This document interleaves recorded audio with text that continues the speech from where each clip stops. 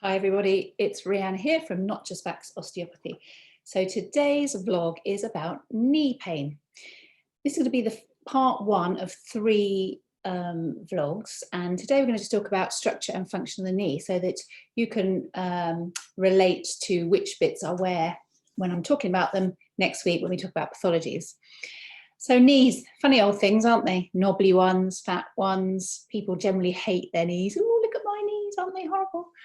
But they're really essential, obviously, in walking and moving around. So, and sitting down and getting up and etc. etc. So vital.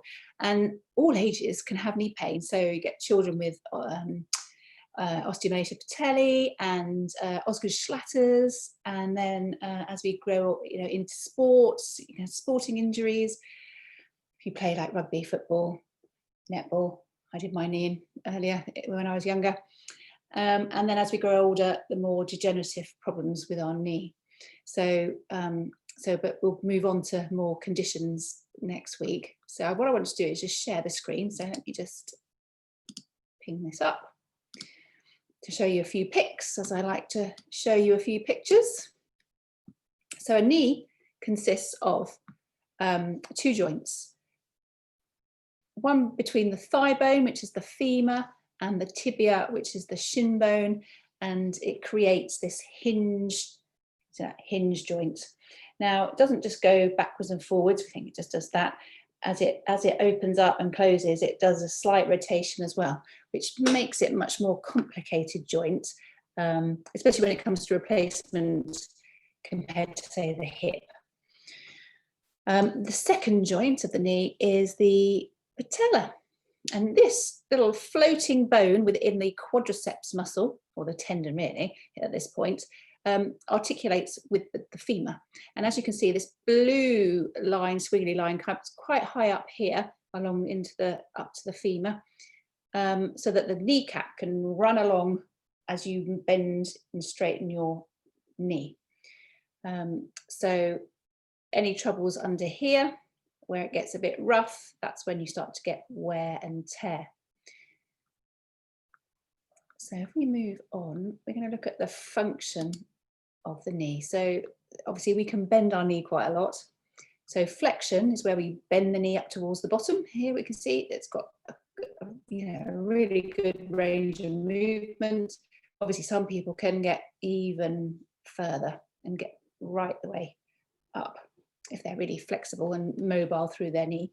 And then extension is generally 0 degrees, but you can go, if you've got very mobile knees, again, it can go up to 10 degrees into extension. And there is also, obviously, I said, a bit of rotation as well.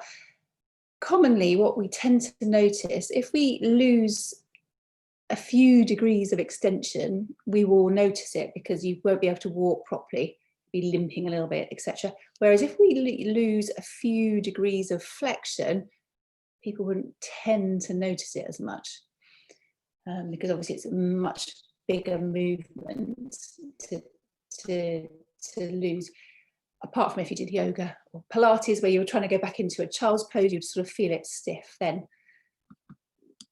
So this is looking down onto the tibia, the head, the tibia. So you're looking down the femur onto the tibial plateau, and this is showing the meniscus, these little C-shaped cups here and here are, again, really tough cartilage, and that basically helps to distribute the weight from our bodies coming down our femur into our leg. It's sort of another bit of shock absorbing for the body to deal with. And then we've got some ligaments. So ligaments are really important to keep the structure of the knee together. Compared to the shoulder has lots of tendons as the muscles attach, whereas the knee, you tend to find that the stability comes from the ligaments. So the ones that cross in the middle, called the cruciates. The anterior one is the ones that footballers always damage, or if you go skiing and you have a bad fall, you damage it that way. I hurt mine playing netball 20 years ago now. Hobbled around treating people on crutches for a week or so. And then you have the ones on the outer sides of your knee. So the medial collateral is, you can see the difference between them. So it's thick ligament here compared to a little pencil-like ligament on this side. So obviously the weight comes slightly more towards that side, so hence why you've got a bigger weight bearing, ligament on that side.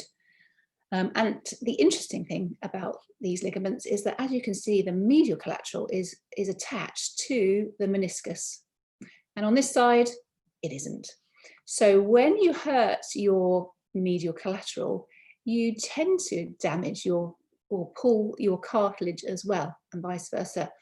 So, and also in here, which just doesn't show, is what we call a capsule. So every joint has a capsule, like a bag that surrounds it, and it's highly sensitive, and it helps to, and it's full of synovial fluid.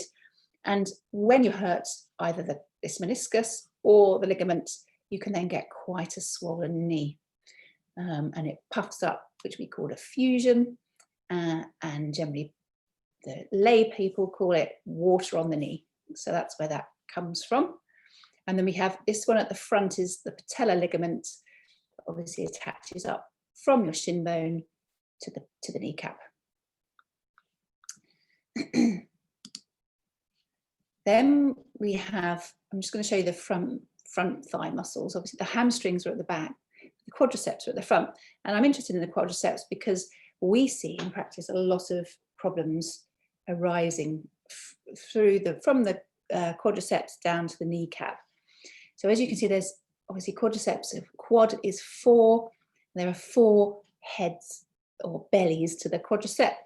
The last belly sits, intermedius, sits under the rectus femoris here, so you can't actually see it. And they go to form a tendon, which then wraps around the patella. So basically your quadriceps muscle controls the tracking of your patella. We also have the iliotibial band, which if you're a runner, you will be foam rollering it and being in agony from foam rollering it, because this can cause a lot of trouble in runners and give pain sort of about 1 inch above the knee.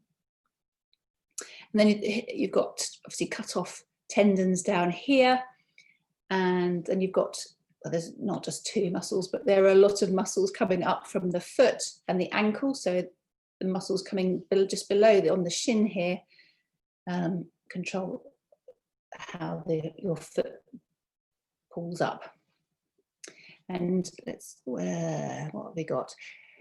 The retinaculum. Here you go. Here's the medial collateral again, and the lateral collateral ligaments that we spoke about earlier. The other little bits of soft tissue to note around the knee, which people come in with reasonably often, especially if they've had a fall or frictioning their knee, if you've been going around on your knees, scrubbing floors, etc. There's something that can get quite inflamed. So these are the bursae, which some people have heard of because they're all over the body. And what bursa do is stop the friction from the muscle or tendon on the bone. Because obviously, if you don't have any lubricating sac under a moving part, eventually it's going to fray and split. So you have this sort of bag of fluid to make the muscle and the tendon glide over the articulating area. And in our knee, we have several bursae, plural. The prepatellar one is the one that's the most common one, housemaid's knee, obviously going around scrubbing floors in the olden days. And they can look quite dramatic. Here we go. This is the prepatellar one down here. Can you see how swollen it is compared to the other knee? And it's just big and blobby, and if you then kneel on it, oh, it's like kneeling on glass. It is such a horrible feeling. And there's this one here as well, swollen compared to that side. But obviously bursae just need lots of ice and rest, and they tend to calm down on their own without too much intervention. The other classic one is elbow. You know, if you've been kneeling a lot on your, leaning a lot on your desk, you can get a bursitis in the elbow, and the other common one is at the hip.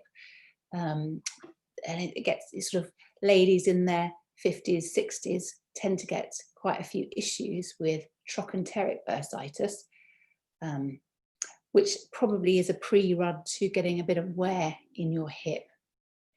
So they're the bursie. That's all I'm going to say about bursie, but I thought they'll be quite interesting to see. So that's our rundown of our anatomy of the knee and the movements of the knee. And so next time we'll talk about some of the conditions that we see a lot of in practice.